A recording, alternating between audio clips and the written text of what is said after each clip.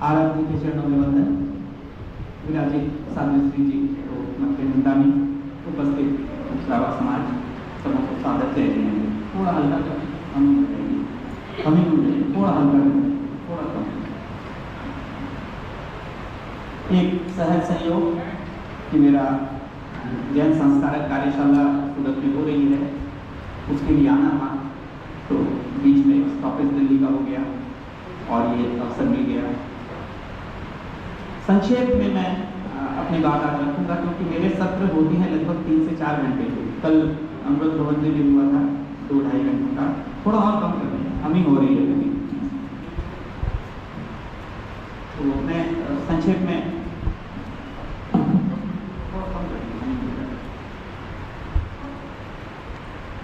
वास्तुशास्त्र से सभी परिचित हैं और एक जिज्ञासा मन में होती है कि अगर कर्मों का फल मिलना है, जो भाग्य में लिखा है वही होना है, तो फिर वास्तु ज्योतिष ये क्या कर देगा। और अगर इनसे स्थिति बदल सकती है तो भाग्य कहाँ गया, कर्मों का फल कहाँ गया। फिर तो खोटे कर्म करो, पाप करो, कोई दिक्कत नहीं, वास्तु ठीक कर लो, ज्योतिष ठीक कर लो, सब कुछ अच्छा हो जाएगा।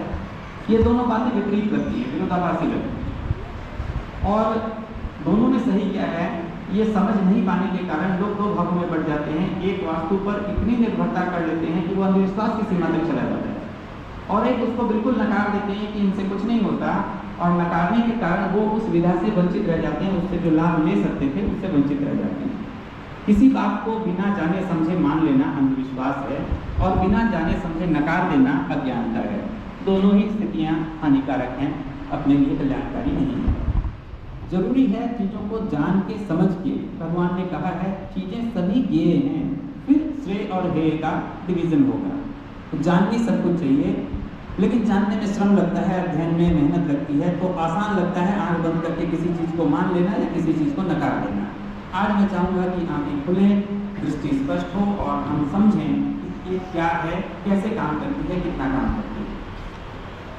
वास्तु शब्द बना है वसति धातु से। वसति मतलब वास करना, जहाँ हम वास करते हैं उस भवन से संबंधित ये सूत्र हैं।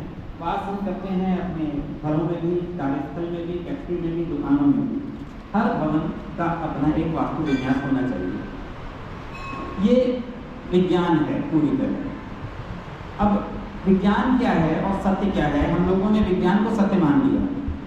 वास्तव में सत्य बड़ा व्यापक विषय है।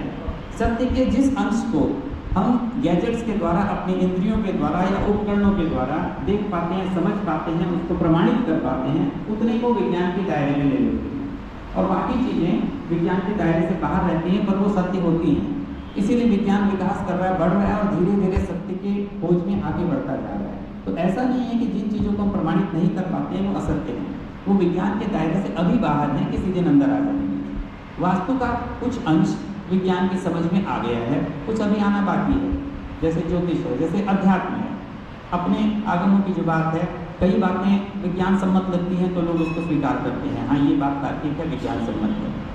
पता नहीं क्यों हम विज्ञान को भगवान की वाणी से ज़्यादा महत्व देने लगे, और विज्ञान का सर्टिफिकेट और ठप्पा लग जाता है तब हम उसको मानते हैं। जबकि वैज्ञानिक कोई त्रिकालज्ञ नहीं होता, सर्वज्ञ नहीं होता, फिर भी उसको ज़्यादा महत्व देते हैं, और सर्वज्ञ ने जो बात बताई उसका सर्टिफिकेशन हम अल्पज्ञों से चाहते हैं।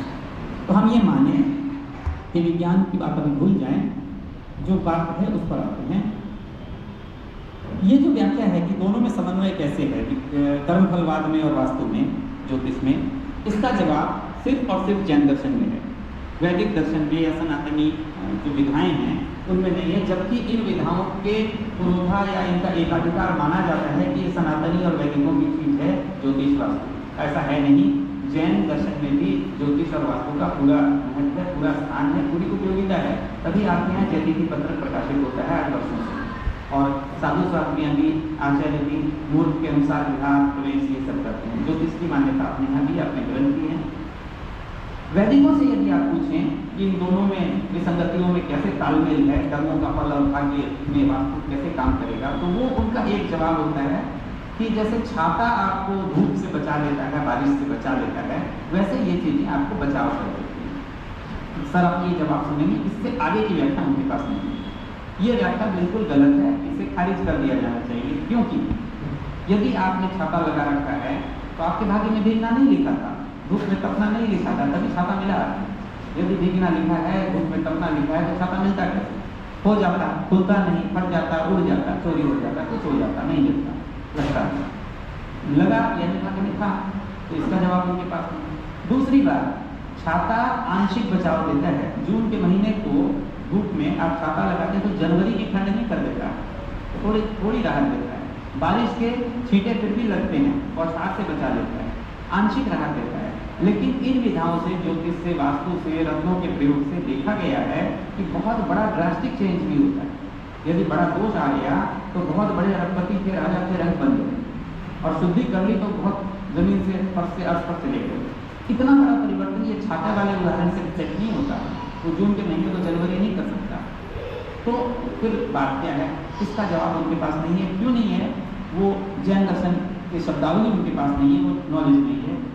मैं जो बातें आपको बताऊंगा आप लोगों को पता है, आपके यहाँ उपासिकाएँ भी होंगी, संस्कारक भी होंगे, तत्व के श्रावक भी होंगे, सबों को पता है, पर वो इन्फॉर्मेशन पीस में आपके पास है। जैसे जिक्सॉ पजल होते हैं ना, टुकड़े अलग अलग पिक्चर के, उनको जोड़िए तो एक पूरी पिक्चर बन जाती है। मैं वो पीसेस आपको वापस याद दिलाऊंगा, कम रखिए, पीसेस में आपको याद दिलाऊंगा, पूरी पिक्चर आपके दिमाग में वापस बन जाएगी। वो चीज़ें आपके पास हैं, आपके अंदर में है, इसका जवाब भी मैं निकालूंगा आपके अंदर से। आपको पता है हमारे यहाँ कर्मों के 2 प्रकार बताए गए हैं, दलित और निकाचित। ये सब जानते हैं। निकाचित कर्म के फल भोगने ही पड़ते हैं, भगवान को भी नहीं छोड़ा कर्मों में। दलित कर्मों में बहुत सारे परिवर्तन हो सकते हैं, संक्रमण, अपवर्तन, उदीतना, ये कर्मों की 10 अवस्थाओं की जो बात आती है, उनके डिफरमेंट हो सकता है, बाद में उदय में आए, पहले उदय में आ जाए, उसका स्वरूप बदल जाए, संक्रमण हो जाए, या जैसे असातावेदनीय कर्म है वो सातावेदनीय में कन्वर्ट हो सकता है। तो ये कर्मों में हेरफेर हो सकता है। दूसरी बात, कर्मों का प्रदेशोदय और विपाकोदय की बात अपने यहाँ है। ये शब्दावली उनके पास नहीं है, ये नॉलेज उनके पास नहीं, तो वो जवाब नहीं देता। वो सभी कर्मों को मानते हैं कि सब कर्म ईश्वर कृत हैं, ईश्वर उनका दंड देगा, जबकि ईश्वर कुछ नहीं करता। तो अब ये कर्म जो फल देते हैं वो निमित्त के साथ फल देते हैं। 5 समुदाय की बात अपने यहाँ आती है। अगर वो सब मिलता है तब फल देते हैं। कर्म उपादान है तो निमित्त उनको चाहिए फल देने में। यदि हम निमित्तों में फेरबदल करके निमित्त को हटा दें तो उपादान फल नहीं दे पाएगा। और यदि दलित कर्म है तो उनमें कर्मों की 10 अवस्थाओं वाली कई चीजें लागू कर सकते हैं। इसीलिए इन विधाओं के जानकार को पहले निमित्त कहा गया है। निमित्त में ये सारी आ जाती है, समुद्र शास्त्र, हस्तरेखा, रत्न, ज्योतिष, वास्तु, क्योंकि ये निमित्तों में हेरफेर करते हैं, कर्मों में कुछ नहीं कर सकते। कर्म के का ये निर्जरा भी नहीं कर सकते, संबल भी नहीं कर सकते। कर्म के बारे में इनका कोई रोल नहीं है, निमित्तों के बारे में और निमित्त के नाम पर बदलने के बाद तो निमित्तक भी जानते थे कि निमित्तों को हम कैसे बदलें। शकुन शास्त्र भी उसी में आता है। तो ये काम करता है निमित्तों को परिवर्तित करके, पर ये सिर्फ दलित कर्मों के साथ होता है, निकाचित कर्मों में कोई कुछ नहीं कर सकता। दूसरी चीज होती है, ज्योतिष के अनुसार हमारे जीवन में शुभ और अशुभ समय आते रहते हैं। तो जब अशुभ समय आएगा तो वास्तु यदि विपरीत है तो बहुत कठिन हो जाएगा उसको जीना वास्तु दोषों में। शुभ समय में वास्तु दोष कम फल देते हैं और वास्तु अगर मजबूत है तो शुभ समय में वो बहुत ऊंचाई पर आपको ले आ सकते हैं। इसको ऐसे समझें कि आपकी गाड़ी में इंजन में पावर कम है, डिफेक्टिव है इंजन, और चक्के में हवा कम है, पर आप ढलान पर जा रहे हैं तो आपको कोई असुविधा नहीं पता चलेगी, आपकी गाड़ी आराम से चलेगी। फिर जब चढ़ाई आएगी तो इंजन का पावर कम है, चक्के में हवा कम है, ये चीज़ें आपको कष्ट देंगी। तो वो समय अशुभ और शुभ, ढलान और चढ़ाई है, उस समय ये दोष अधिक फल देते हैं। सही समय में, अच्छे समय में वो कम फल देके निकल जाते हैं, पर उस समय भी उसका फल मिल रहा होता है, हमें अनुभव ज़्यादा नहीं होता। गाड़ी की एवरेज तब भी खराब होती है, इंजन खराब है, चक्के में हवा कम है, तो समतल जमीन में या ढलान में भी एवरेज उसकी बिगड़ती है, पता नहीं चलता, कंफर्ट लगता है। तो ये है वास्तु दोष का प्रभाव। वास्तु की अवधारणा जो बनी वो कैसे बनी? 5 तत्वों से सृष्टि बनी है, पृथ्वी, जल, अग्नि, वायु, आकाश, इन्हीं 5 तत्वों से शरीर बने हैं। तो 5 तत्वों से निर्मित इस भवन में अगर 5 तत्वों के शरीर वाले हम प्राणियों को सुख से, शांति से रहना है तो उन तत्वों का संतुलन होना होगा। और ये संतुलन वास्तु देता है। संतुलन आवश्यक क्यों है? जैसे नाव या वायुयान में लोड कितना है, ये एक एस्पेक्ट हुआ, एक पहलू हुआ, पर उसका डिस्ट्रीब्यूशन कैसा है। यदि एक तरफ सारा लोड आ जाए तो कम लोड होते हुए भी वो जहाज या हवाई जहाज उलट जाएगा, खुल नहीं पाएगा, चल नहीं पाएगा। उसका इक्वल डिस्ट्रीब्यूशन होना चाहिए। यही चाहिए आदमी को जीवन में, सुख और दुख में। एक ही रूप का सुख या एक ही रूप का दुख यदि बहुत ज़्यादा हो जाए तो आदमी बर्दाश्त नहीं कर सकता।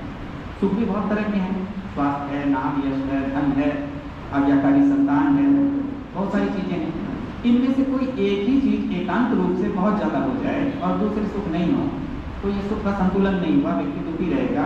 धन तो बहुत है, स्वास्थ्य अच्छा नहीं है, या स्वास्थ्य बहुत अच्छा है लेकिन समाज में बदनामी हो रही है, या समाज में बहुत अच्छा सम्मान है, नाम है, यश है, स्वास्थ्य भी अच्छा है, धन जीरो, या धन है, नाम है, यश है, स्वास्थ्य बिल्कुल गड़बड़ है। तो कोई एक चीज़ बहुत ज़्यादा हो जाए, दूसरा सुख न मिले। इसी तरह दुख के साथ भी है। आज एक गरीब रिक्शे वाले को अशुभ समय आया, कर्मों का उदय आए और उसे 5,000 रुपये की धन हानि हो गई और उसके बदले दूसरा विकल्प उसके पास है, एक दिन का बुखार आता है। तो वो एक दिन का बुखार चाहेगा कि वो आ जाए तो ठीक है, 5,000 रुपये नहीं लगने चाहिए। लेकिन आज अंबानी को 1 लाख रुपये का नुकसान होता हो और 2 दिन बुखार होता हो तो उसको बुखार नहीं चाहिए, 1 लाख जाता है, कोई दिक्कत नहीं। तो प्राथमिकता बदल गई दुख की। धन हानि का दुख उसको उस सीमा तक स्वीकार्य है। स्वास्थ्य है, नाम यश है, ये सबकी अपनी अपनी प्राथमिकता है, अपना अपना संतुलन जीवन में चाहिए होता है। ये हमारे हाथ में नहीं होता हम किस कर्म को कब उदय में लाएं। अशुभ कर्मों में भी तो कई हैं, असाता वेदनीय भी हैं, अशुभ नाम गोत्र भी हैं, कौन से उदय में आए ये हमारे हाथ में नहीं है। वो जब बंधे थे, कर्मों का निषेध होता है, 7 कर्म एक साथ बनते हैं, उनमें जिसकी प्रमुखता ज़्यादा होती है उसी व्यवहारिक रूप से उस नाम से जाना जाता है कि बीमार हो गए तो असाता वेदनीय कर्मों का उदय तो अंतराय का भी है, कभी आपके काम भी बाधित हुए बीमार होने से, सभी का एक साथ उदय होता है। तो ये हमारे हाथ में नहीं है कि किस निषेध का उदय कब हो। वो बनते समय जैसा उसका रसबंध था, अनुवाद बंध था, स्थिति बंध थी, वैसा उस तीव्रता से और उस समय वो प्रभाव देगा। पर होता क्या है कि यदि वो दलित हैं, निकाचित नहीं हैं, तो उनमें कर्मों की 10 अवस्थाओं की जो बात आती है वो हो सकता है, उदीर्णा और वर्तन हो सकता है, संक्रमण हो सकता है। ये करवाने का तरीका कई तरीके हैं, उनमें एक तरीका वास्तुशास्त्र, रत्न भी एक प्रकार है, देव पूजा भी एक प्रकार है। हम देवी देवताओं को मानते हैं और साथ में ये भी कहा जाता है कि देवी देवताओं को नहीं मानना चाहिए, नहीं सिमरना चाहिए, और फिर हम मानते भी हैं, पीर फकीर मजार सब जगह जाते भी हैं। तो ये भी समझना है कि वो कैसे काम करते हैं। यदि वो काम नहीं करते, कि इनइफेक्टिव है, देवी देवता कुछ नहीं करते, अगर ऐसा होता तो ये बंद हो गया होता, इतना प्रचलन में नहीं होता। काम तो करते हैं, अपने घरों में पितर पितरानी होते हैं और कई घरों में जागृत पितर पितरानी होती हैं जिनको सिमरने से श्योर शॉर्ट काम होता है, तो काम तो करते हैं। फिर क्यों कहते हैं कि नहीं कराना, नहीं करना चाहिए, या नहीं होते हैं? नहीं होते हैं कहना मिथ्यात्व है। 84 लाख योनियों में उनका भी स्थान है, देवताओं की भी अलग अलग कोटियाँ हैं। जंतर देव जो नीचे रहते हैं, पितर वगैरह, वो अपने संपर्क में आते रहते हैं और वो हमारे कर्मफलवाद में किंचित हस्तक्षेप कर सकते हैं।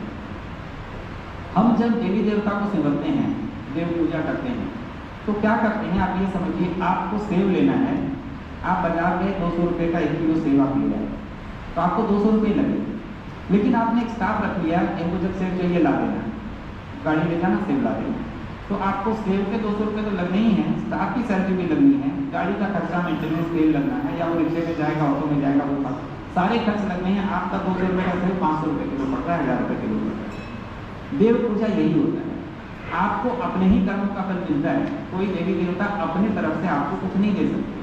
आपने धन मांगा, वो किसी और सुख की कटौती करके धन का सुख आपको दे रहे हैं। आपने स्वास्थ्य मांगा, कहीं और से आपकी कटौती होकर के आपके शुद्ध कर्म उस रूप में आ गए, या जो बाद में होने वाला था आपने अभी मांगा, आपकी एफडी है जो मैच्योर होती तो आपको 1 करोड़ की मैच्योरिटी वैल्यू मिलती, आपको पता नहीं है, कर्म के अकाउंट हमको दिखते नहीं है, हमने कहा हमको आज धन चाहिए, वो 1 करोड़ की एफडी आज प्री मैच्योर रिटर्न हो गया, आपको 2 लाख मिल गए, आप खुश हो गए कि हमने देवी देवता को सिमरा, 2 लाख मिल गए। वो 1 करोड़ की एफडी थी जो 2 लाख में भंजा दिया आपने। या आपने किसी समस्या को टाला कि चेक आया हुआ है, मैनेजर को कहा है इसको अभी मत लगाओ, इसका लोन रिपेमेंट का मेरा ड्यू डेट है, आज नहीं करेंगे, 2 महीने बाद करेंगे, बात कीजिए 2 महीने का ब्याज और मेहनत के 2 लोग थे उत्तर दक्षिण, हमारे शरीर के 2 बोझ हैं, नॉर्थ ऊपर है, साउथ नीचे है, और पूर्व पश्चिम में भ्रांति हो जाती है। हम सूर्य जहाँ उगता है उसको पूर्व मान लेते हैं। तब सूर्य को जाड़े में बिल्कुल दक्षिण चला जाता है, दक्षिणायन हो जाता है। गर्मी में उत्तर की तरफ आ जाता है, उत्तरायण हो जाता है, तो वही इधर माने। वास्तव में पूर्व कंपास से निकालना है, कंपास उत्तर दक्षिण बताएगा, उससे 90 डिग्री पर पूर्व पश्चिम होता है। सही शुद्ध दिशाओं का ज्ञान होना जरूरी है वास्तु के लिए। उसके बिना बैठे बैठे कोई सोच ले कि वहाँ ये मकान है, उसका पूर्व गेट है और उसके हिसाब से ही वास्तु होगा, वो गलत हो जाएगा, क्योंकि वो शुद्ध पूर्व नहीं होगा, शुद्ध उत्तर नहीं होगा। बोलचाल की भाषा में सड़क जिस तरफ है उसको कोई एक दिशा का नाम दे देते हैं और सीधी मान देते हैं। तो एक दिशा हो गई उत्तर दक्षिण, एक हो गई पूर्व पश्चिम। एक सामान्य प्रयोग स्कूल में विद्यार्थी करते हैं, कांच का एक स्लैब रखते हैं, नीचे एक मैग्नेट रखते हैं, बाहर मैग्नेट आप भी कर सकते हैं। लोहे के जो गुलाबी लेद वाले के यहाँ होते हैं वर्कशॉप वालों के यहाँ, तो गुलाबों को कांच पर छिड़क दें, नीचे एक मैग्नेट रखें और उस ग्लास प्लेट को हल्का हल्का टैपिंग करें, टक टक टक करें, तो थोड़ी देर में गुलाबी एक क्रम में सज जाएंगे, चुंबक के चारों तरफ एक आकृति बन जाएगी, एक पैटर्न बन जाएगा। वो पैटर्न चुंबकीय बल रेखाओं का पैटर्न होता है। मैग्नेटिक लाइन्स ऑफ फोर्सेस उत्तर से चलती हैं दक्षिण की ओर। ये आप देख सकते हैं ग्लास में। पृथ्वी एक बहुत बड़ा चुंबक है, उसका उत्तरी ध्रुव और दक्षिणी ध्रुव है। बल रेखाएं पृथ्वी चलती हैं, पृथ्वी के ऊपर से भी चलती हैं, नीचे से भी चलती हैं। ऊपर से चलने वाली बल रेखाएं भवन के ऊपरी हिस्से में टकराती हैं, नीचे से चलने वाली बल रेखाएं जमीन के 3 फीट नीचे तक से चलती हैं।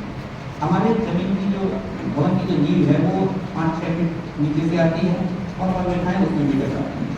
बल रेखाएं टकराने के बाद वहाँ से वो ऊपर की ओर उठती हैं और मकान के ऊपर से रिलीज हो जाती हैं। जैसे प्रिज्म होता है, लेंस होता है, उसमें आप देखिए जब रोशनी जाती है तो वो परावर्तित हो जाती है। प्रिज्म में एक रोशनी सफेद बीम जाएगी, 7 भाग में बट जाएगी।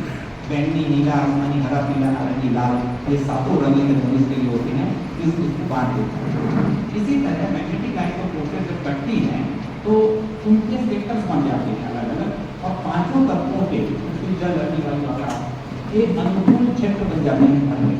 ये पृथ्वी तत्व के अनुकूल है, ये वायु तत्व के अनुकूल है, ये जल तत्व, ये आकाश तत्व, इस आधार पर क्षेत्र बन जाते हैं। अब अगर आपका उपयोग उस भवन का उन क्षेत्रों के अनुकूल तरीके से हो रहा है तो आपका मन मस्तिष्क संतुलित रहेगा, दिमाग सही रहेगा और वो अच्छा फल देगा। अच्छे कर्म में आपके अनुकूलता के लिए जो होना है, कर्मों में थोड़ी बहुत वो परिवर्तन करने में आपको सहायता देगी। जब आपका मस्तिष्क शांत रहेगा, आपका दिमाग सही रहेगा, विचार सही होंगे, तो निर्णय सही होंगे, आप सात्विक रहेंगे, आपकी वेश्या जो है वो कापुरुष वेश्या से नीचे नहीं उतरेगी, ऊपर ही रहेगी।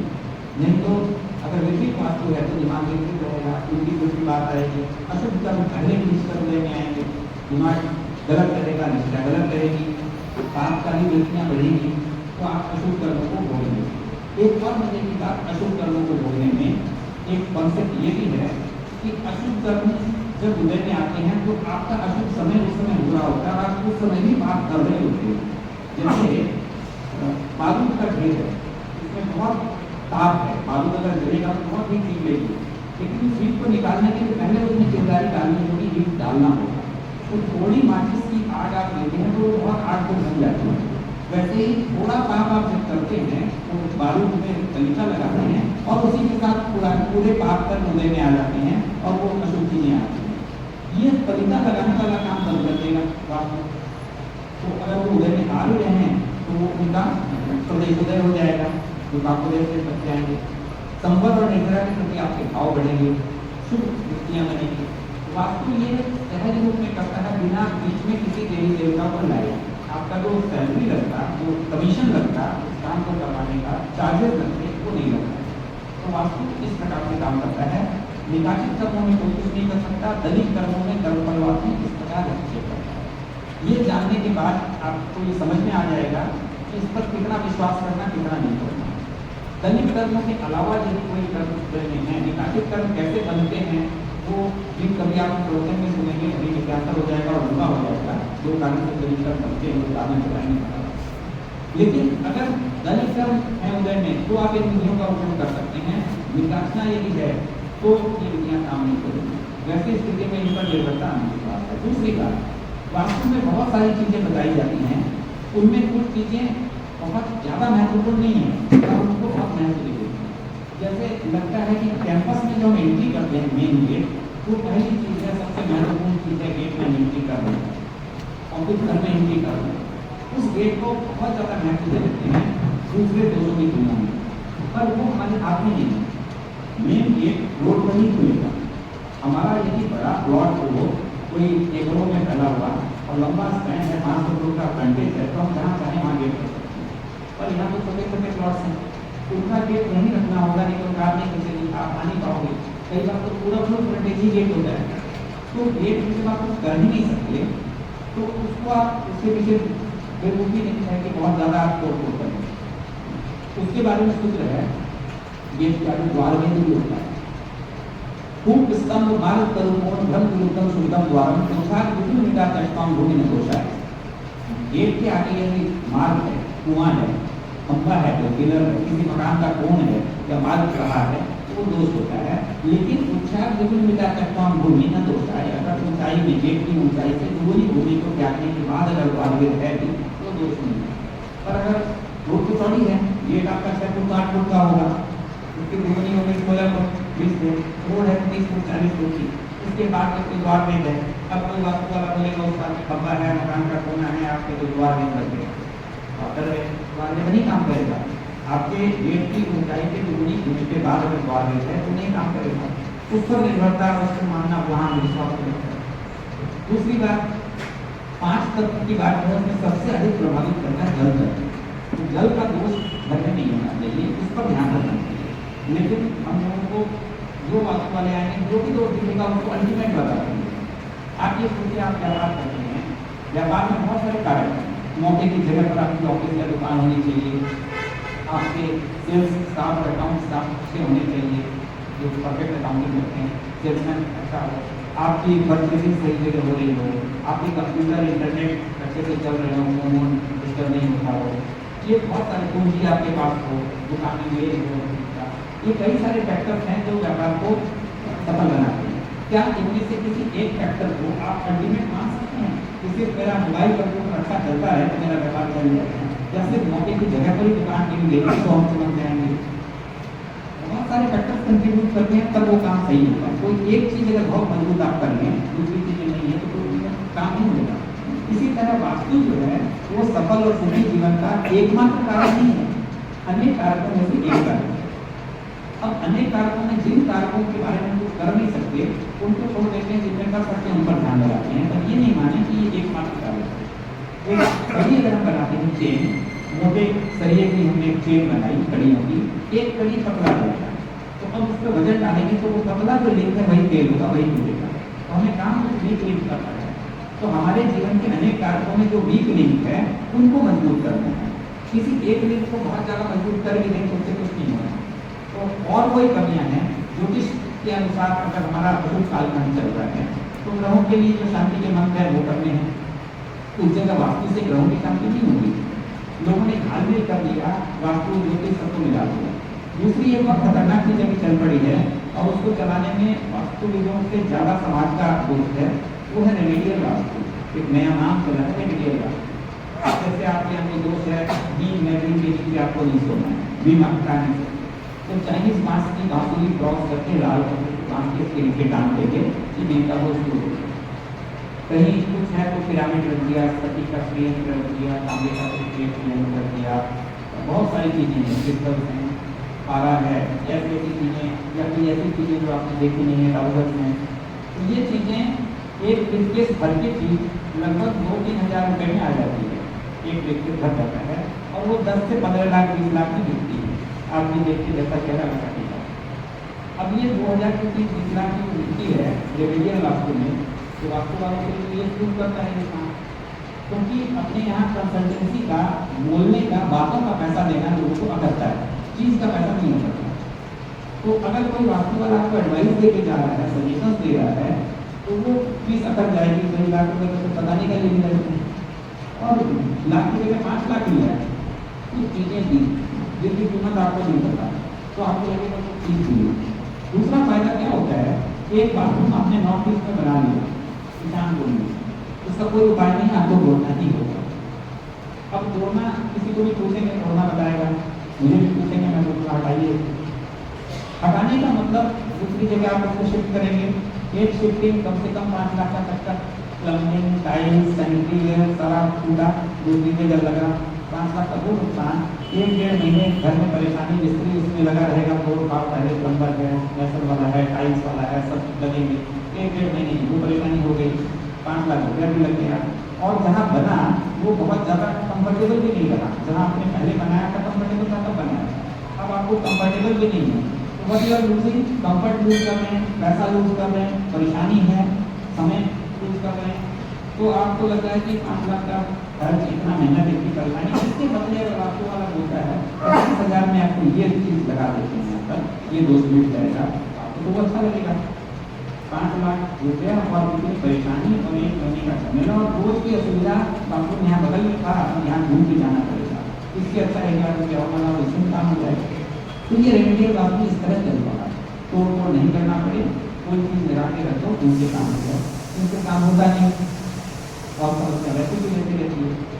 फिर आप दूसरे को बुलाते हैं, चलो 50 का नहीं लगा, लाख का ये लगा, बोला कर करा के कोई काम होता नहीं और फिर मतलब की करते हैं।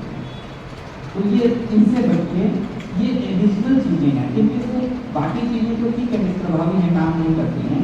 एक चीज़ जो है वो काम नहीं करे तब तक तो चलता था, फिर पैसे का नुकसान है, वो नुकसान करती है अगर आपने घर में रख दिया, वो है पिरामिड। पिरामिड का भी आजकल प्रचलन है।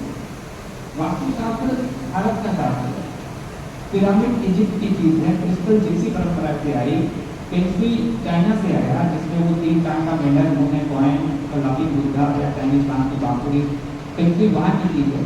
सबों को मिला के एक रेलगुड़ी बना के परोसा जाता है वास्तु के नाम पर। आएंगे वो वास्तुशास्त्री और वो करेंगे पेंसी, करेंगे वो जिप्सी परंपरा की क्रिस्टल थेरेपी, इजिप्ट की पिरामिडोलॉजी, इन सबों का ढाल के ये सारी चीज़ें परंपराएं हैं, शास्त्र नहीं है। शास्त्र वो होता है जो त्रैकालिक होता है, पहले भी प्रभाव देखा था, आज भी देगा, कल भी वही देगा। जो हमारे आगम है त्रैकालिक है, वो शास्त्र है, आयुर्वेद है, शास्त्र है। क्योंकि जिस जड़ी का जो असर 1000 साल पहले था, आज भी है, हमेशा वही असर रहेगा। जो बात पढ़ाएगा वो बात ही पढ़ाएगा, ऐसा नहीं है कि पहले बात पढ़ाता था आपको पित्त बढ़ाने का। और वो अमेरिका में भी जो पित्त बढ़ाने का जो चीज़ें पित्त ही बढ़ाएगी, भारत में भी पित्त बढ़ाएगी, हर देश में उसका प्रभाव समान होगा, तब वो शास्त्र कहलाएगा। वास्तुशास्त्र शास्त्र है, बाकी चीज़ें परंपरा है उस स्थान विशेष के लिए। जैसे कलकत्ते में जो साउथ ओपनिंग फ्लैट हैं उनकी कीमत ज़्यादा है, क्योंकि वहाँ दक्षिण से हवा आती है, तो दक्षिण में खिड़कियाँ ज़्यादा हों और वेंटिलेशन हो, उनकी कीमत ज़्यादा है, कम्फर्ट है। वो स्थानीय अपेक्षा से भौगोलिक दृष्टि से वो उपयोगी है वहाँ पर।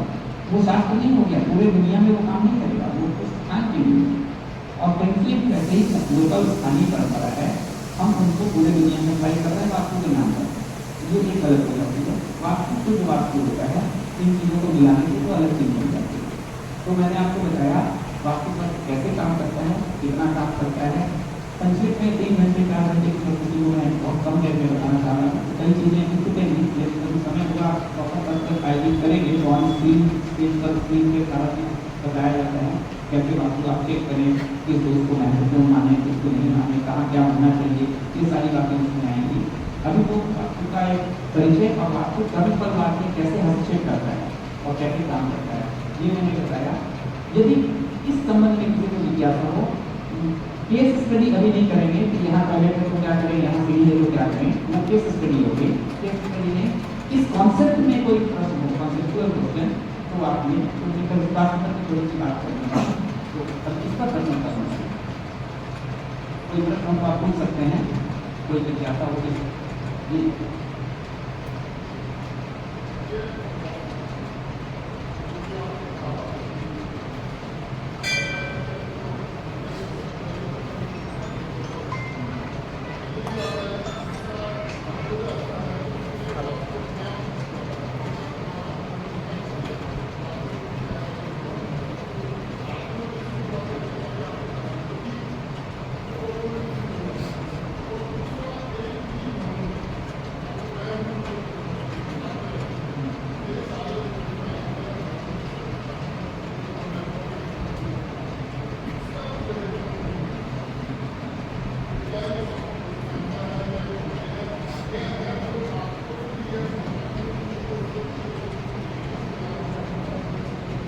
दो प्रश्न हो गए एक प्रश्न में, दो भाग में इसको बात करना है। पहला उन्होंने बोला कि लिया हुआ भवन, बनाया हुआ भवन अच्छा बना, ये बिल्कुल सही बात है। जब समय अनुकूल होता है, कहते हैं कि अगर दुर्गति होनी है, गति खराब होनी है, तो पहले गति खराब होती है, तब गति खराब होती है, पहले विचार खराब होती है, फिर निर्णय खराब होते हैं, फिर परिणाम खराब होता है। अनुकूल समय में आपकी गति सही रहती है, आपके निर्णय सही रहते हैं। गलत आप करना भी चाहें तो कोई ना कोई बाधा आपके रुक जाता है, गलती आप कर नहीं पाते, गलती करने से ये मुहूर्त दिखा जाता है कि सही समय में करेंगे तो गलती नहीं होगी, गलती करते समय कोई बाधा आके रोक देगी गलती। और अशुभ समय में अच्छे कामों में अवरोध आएगा, गलत काम आराम से होंगे। तो शुभ समय में अगर आप जमीन खरीदते हैं तो अच्छी जमीन मिलती है, भवन बनाते हैं तो अनुकूल वास्तु के अनुसार बन जाता है, आपकी लाइसेंसिंग ईजी हो जाती है, परमिशन तुरंत मिल जाता है, मिस्त्री आपको रेगुलर काम करते हैं। प्रतिकूल होता है तो मिस्त्री बाधा देगा, मटेरियल नहीं मिलेगा, विन्यास गलत हो जाएगा, जमीन अच्छी नहीं मिलेगी। ये समय का प्रभाव होता है। ज्योतिष के अनुसार शुभ अशुभ कालखंड जीवन में आते रहते हैं। शुभ कालखंड में किया हुआ काम शुभ होता है, अशुभ कालखंड में स्वतः जो काम हो रहा है वो गलत हो रहा होगा, आप प्रयास करके उसको रोक सकते हैं। हम भाग्य को कैसे बदल सकते हैं, इसी प्रश्न के उत्तर में लिखा है। जैसे किसी नदी का एक प्रवाह पथ है, वो उसका सहज प्रवाह पथ है, नॉर्मली नेचुरली वो वैसे ही चला नहीं है। हम क्या करते हैं, बांध बनाते हैं, एक पैडल बनाया, उसके प्रवाह पथ को मोड़ा, थोड़ा सा डाइवर्ट कर दिया, तो बहुत सारे एरिया को सिंचाई मिल गई, खेतों को पानी मिल गया, नहर बन गया, प्रवाह पथ में मोड़ दिया, उसके बाद बिजली बना ली, जो बड़े बड़े डैम बने। तो यह पुरुषार्थ से हमने उस प्रवाह पथ को मोड़ा, लेकिन मोड़ के हम उसको सागर से हिमालय नहीं भेज सकते, इतना बड़ा परिवर्तन नहीं कर सकते, हम उसको अनुकूल बना सकते हैं। तो पुरुषार्थ से सहज प्रवाह पथ को बदला जा सकता है कुछ हद तक। और अगर शुभ कालखंड है तो सहज प्रवाह भी आपके लिए अनुकूल है, जैसे मैंने बताया सहज प्रवाह में अच्छा बन गया। अशुभ कालखंड में आपको सचेत रहना है, आपको देखना है, चेक करना है, अलर्ट होकर पुरुषार्थ करके उसको सही करना है। या तो अच्छा समय स्वतः आता है या अच्छे समय को आप खींच के ला भी सकते हैं। तो ये इनका पहले प्रश्न का उत्तर था कि शुभ समय था तो इनका अपने आप को हुआ, यही काम अशुभ समय में होता तो गलत वास्तु विज्ञान हो जाता, मकान कमजोर भी होता, खराब भी होता, डैम लीकेज कई समस्याएं भी आती। दूसरा खंड, एक ही मकान में रहते हुए इनके और इनके परिवार के लोगों की मानसिकता विचार अलग अलग है। जैसा मैंने बताया, वास्तु एक कारक है, एकमात्र कारक नहीं है, अन्य कारक भी काम करते हैं। अन्य कारक में व्यक्ति का अपना कर्म, अपना जो प्रारंभ है, जो कर्म संचित रूप के आए हैं और जो उदय में आने वाले हैं।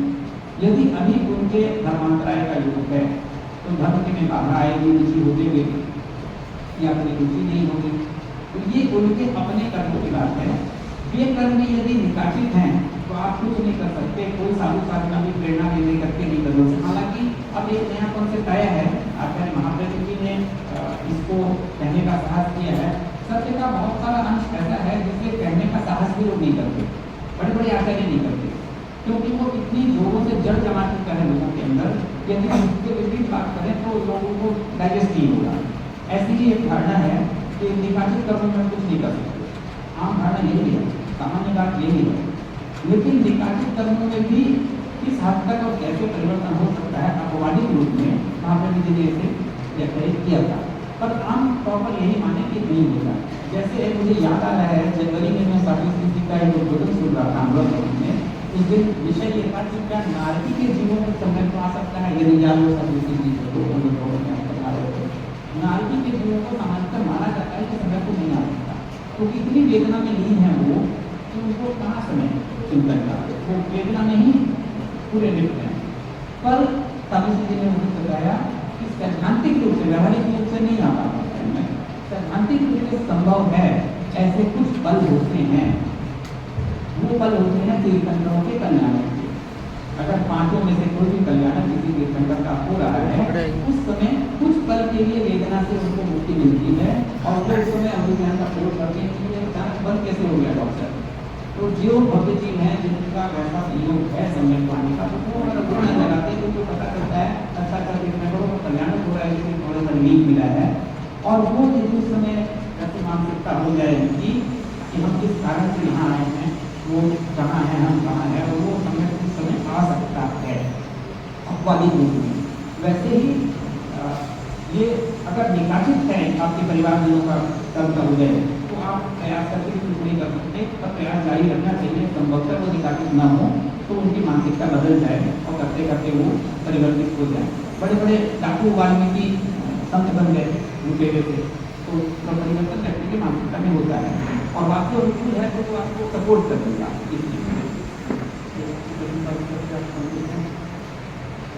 जी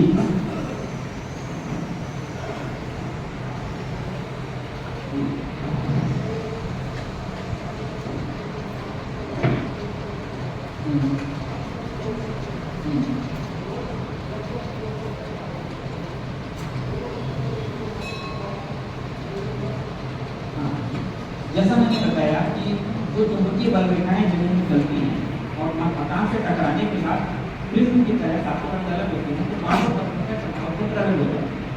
तो हर फ्लोर में नीचे से ऊपर तक एक एरिया जल तत्व का होगा, एक वायु का होगा, एक गर्मी का, एक आकाश का, पूरा एरिया होगा।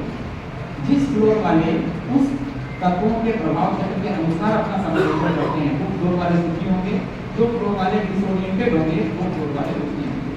तो एक होता है भवन वास्तु, अगर भवन वास्तु में दोष है उसका प्रभाव सब पर पड़ रहा है।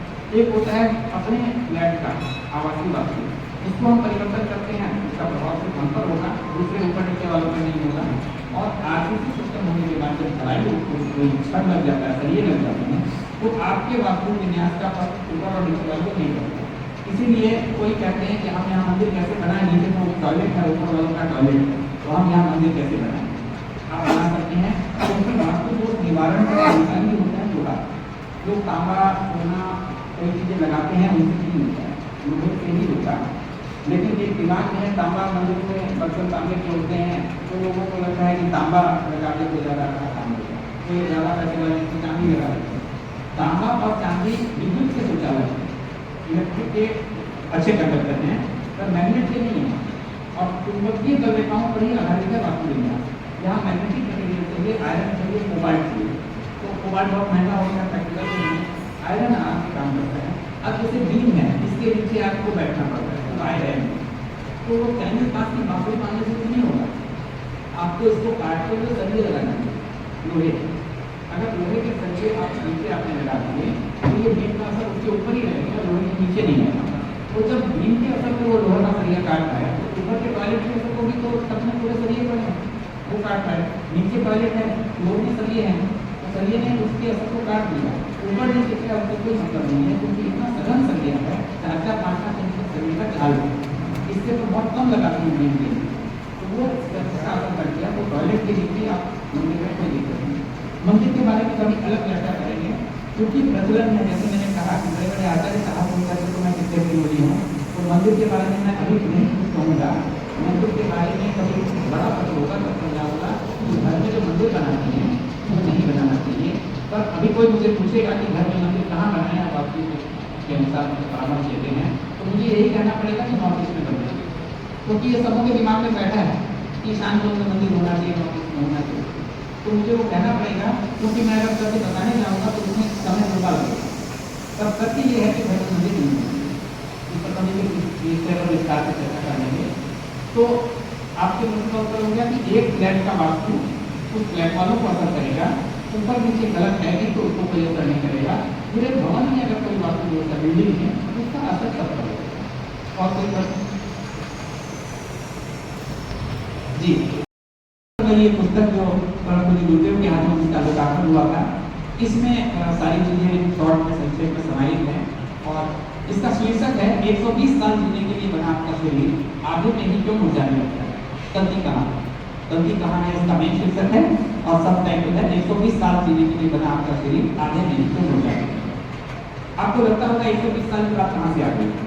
हमारा शरीर 120 साल के लिए ही बना है, हर चीज़ की एक डिजाइनिंग लाइफ होती है, भवन की लाइफ 100 साल में होती है, तो हमारे शरीर की 120 साल डिजाइनिंग लाइफ है। इसका प्रमाण है आपको, जब भी किसी की डेथ होती है तो सारे ऑर्गन फेल नहीं होते, किसी का हार्ट फेल हुआ, किसी का किडनी, किसी का लीवर, किसी का फेल, बाकी ऑर्गन तो रहता है, बचा हुआ रहता है, वो तो 120 साल चलता है। यानी डिजाइनिंग 120 साल की है, हमने किसी न किसी को खराब कर दिया, और 120 का आधा भी 60 भी हम बिना सहारे के नहीं चल पाए। डायबिटीज, ब्लड प्रेशर, थायराइड, कोई सहारा में साथी हिलने, तो गलती का इस पर ये सारी बातें आती है। और ये कॉन्सेप्ट पूरा एलोपैथी के विपरीत है, एंटी एलोपैथी। मजे की बात यह है, इसमें मेरे सहलेखन जो हैं वो एलोपैथी के एमडी हैं, मेडिकल कॉलेज के प्रोफेसर हैं, एलोपैथी पढ़ाते हैं और अपना जो क्लिनिक उनका है उसमें वो एलोपैथी दवाई नहीं देते, अपनी प्रैक्टिस में वो कहते हैं एलोपैथी दवाई बन रहा हूँ। तो मेरे विचारों से वो सहमत हैं, इसलिए उन्होंने अनुमति दी कि मेरा नाम आप सहलेखन के लिख सकते हैं। एलोपैथी के एमडी वो मानते हैं, डॉक्टर शुरू कर देंगे उनको आप पूछ सकते हैं, वो मानते हैं।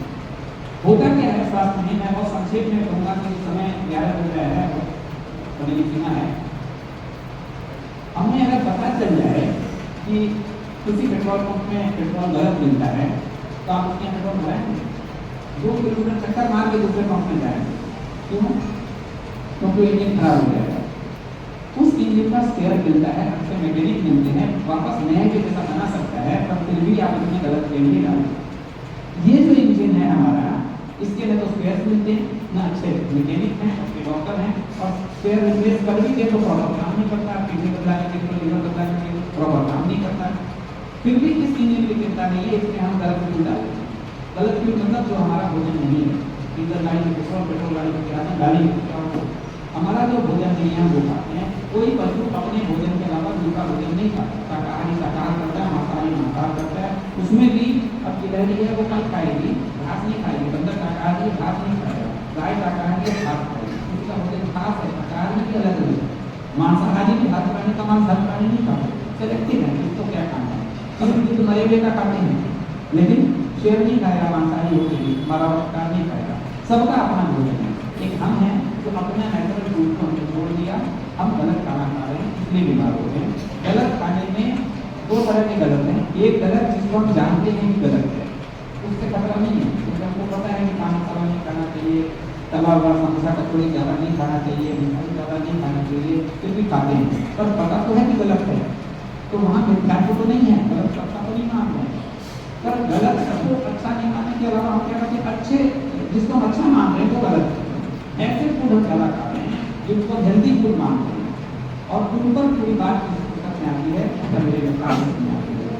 उदाहरण के लिए मैं एक छोटा सा नमूना देता हूँ। वैसे मैं आपको बताऊँ कि ये पुस्तक ऐसे पढ़ने में मुश्किल होगी आपको, जचेगी की बात क्यों नहीं जचेगी। मैं छोटा सा टेस्ट देता हूँ आप लोगों का। आप बताइए काला का उल्टा क्या होता है? देखिए ब्लैक का अपोजिट, काला का उल्टा सफेद। काला एक रंग है, सफेद एक रंग है। काले का उल्टा आपने बता दिया। लाल का उल्टा क्या होगा, पीला का उल्टा क्या होगा, नीला का उल्टा क्या होगा, तो थोड़ा सा उल्टा होना चाहिए। लाल का उल्टा कुछ नहीं है, पीला का उल्टा कुछ नहीं, हरा का उल्टा कुछ नहीं, ये काला का उल्टा है। ये हमारा माइंडसेट ऐसा बन गया कि जो भिन्न है उसको विपरीत मान लेते हैं। काला भिन्न है, सफेद भिन्न है, लाल भिन्न है, पीला भिन्न है, सब भिन्न भिन्न रंग हैं, पर एक माइंडसेट हो जाता है कि भिन्न को विपरीत मान लेते हैं। 2 कैंडिडेट खड़े हुए समाज के अध्यक्ष के लिए, दोनों अलग अलग अपनी अपनी जगह अच्छे हैं, पर हम उसको विपरीत विरोधी मान लेते हैं। तो ये जो भी बात हम सुनते हैं, अगर वो हमारी धारणा से मेल नहीं खाते, भिन्न विचार हैं, तो हम उसको विपरीत विचार मान लेते हैं। मैं आपको जो बातें भी बताने जा रहा हूँ उनको आप भिन्न मानिए, विपरीत मत मानिए, क्योंकि वो आपकी जमी जमाई जो धारणा है, जो कॉन्सेप्ट आपके दिमाग में है, उससे वो डिफरेंट है। पूरी किताब डिफरेंट है, बिल्कुल डिफरेंट है। डिफरेंट को भिन्न मानिए, विपरीत मत मानिए, तब आप समझ पाएंगे। अब मैं बताऊँ उदाहरण के लिए, एक भोजन का हमारा प्रकार है जिसको हम बहुत अच्छा भोजन मानते हैं, सात्विक भोजन मानते हैं, शुद्ध मानते हैं, और जब कुछ नहीं खाने का मन है तो चलो वही ले लेंगे, वो है दूध। दूध को हम बहुत अच्छा मानते हैं। दूध कुछ इच्छा नहीं है खाने की, सिर्फ दूध ले लेंगे। या कोई बड़े घर से बोलते हैं हम तो कुछ गड़बड़ नहीं खाते हैं, बड़े बड़े ऋषि मुनि दूध पीते हैं। दूध हमारा भोजन नहीं है। एक उदाहरण दे रहा हूँ इस पुस्तक में, ऐसे बहुत चीजें हैं। दूध क्यों नहीं हमारा भोजन? जिस कारण से नॉनवेज हमारा भोजन नहीं है, उसी कारण से बहुत सारी और चीजें हैं वेज में भी जो हमारा भोजन नहीं है, उनमें से एक है दूध। कोई भी प्राणी दूसरे प्राणी का दूध नहीं पीता है। गाय का, बकरी का, भैंस का, घोड़े का दूध पीता है। एक मनुष्य है जो दूसरी प्रजाति का दूध पीना चाहता है, बकरी का, गाय का, भैंस का, दूध का। हर प्राणी का दूध उस प्रजाति के लिए बना होता है। गाय का जो बछड़ा है वो जन्मने के बाद 45 दिन में अपना वजन डबल करता है। आदमी का बच्चा 45 दिन में वजन डबल नहीं करता। तो आदमी का जो ह्यूमन मिल्क है वो इसके वजन के हिसाब से दूध है, वो दूध जिसमें ह्यूमन मिल्क से 300 गुना ज़्यादा केसिन है, हम कहते हैं पर हम क्या करेंगे? दूसरी बात, कोई प्राणी जीवन भर नहीं पीता। गाय का बच्चा जब बड़ा हो जाता है, चारा खाने लगता है, दूध छोड़ देता है। बाघ का बच्चा दूध पीते पीते शिकार करने लगता है, दूध छोड़ देता है। आदमी जीवन भर दूध पीना चाहता है और आगे तक दूध पिए, वो भी दूसरी प्रजाति का, भैंस का, गाय का। दूध के दांत होते जो होते हैं, कहा जाता है दूध के दांत, जब तक दूध के दांत नहीं होते तभी तक दूध बचता है। उसके बाद उसको अपनी प्रजाति का दूध नहीं सकता किसी प्राणी को।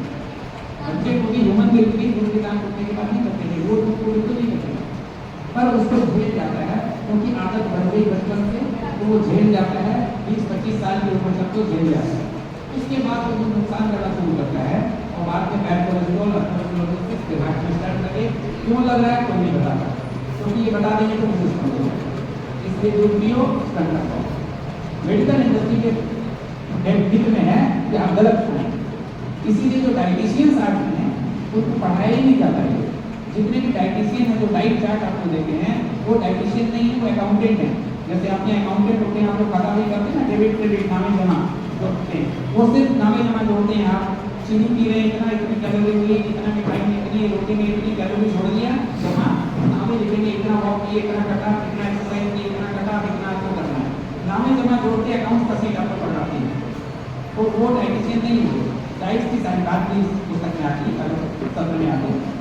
तो ये स्वास्थ्य संबंधी प्रश्न भी आप नहीं ले सकते, समय काफी हो गया है और फिर कार्यक्रम में साथियों की अपनी काल मर्यादा है। मुझे लगता है कि विषय प्रवेश या विषय को टच मैंने आज किया है, जिज्ञासा आपकी जगी है, तत्व ज्ञान में प्रति जिज्ञासा जगी होगी। वास्तविक उपादान कर्म है, निमित्त है ये सब चीज। कर्म फल को हम कैसे हल्का करें ताकि जी का नियमित सानिध्य और सेवा प्रवचन में आप लाभ लें, उस दिशा में आप बढ़ेंगे। मुझे बुलाकर वो चीजें सुनना बहुत महंगा भी पड़ेगा आपको, और काफी मेरे लिए भी कहने का काफी सहज लाभ मिल रहा है। ज्ञान की गंगा आप में आई गई है। हमें से ज्यादातर लोग रोज चाट लेते हैं पत्ते का, नीचे जो जल पड़ा है उसके बनते रह जाते हैं। पूरा समय में सेवा करें। दोपहर की तो अलग से क्लास होती है ना, की सेवा वो काम की होती है। तो एक आपको समझिए इंडेक्स होती है ना पुस्तक का, संस्करण का, वो मिलेगा अंदर का माल दोपहर में आप में, तो आपको जिज्ञासा के साथ लेना होगा, वो लाभ में वो कल्याण हो पाएगा। यही बात के साथ ओम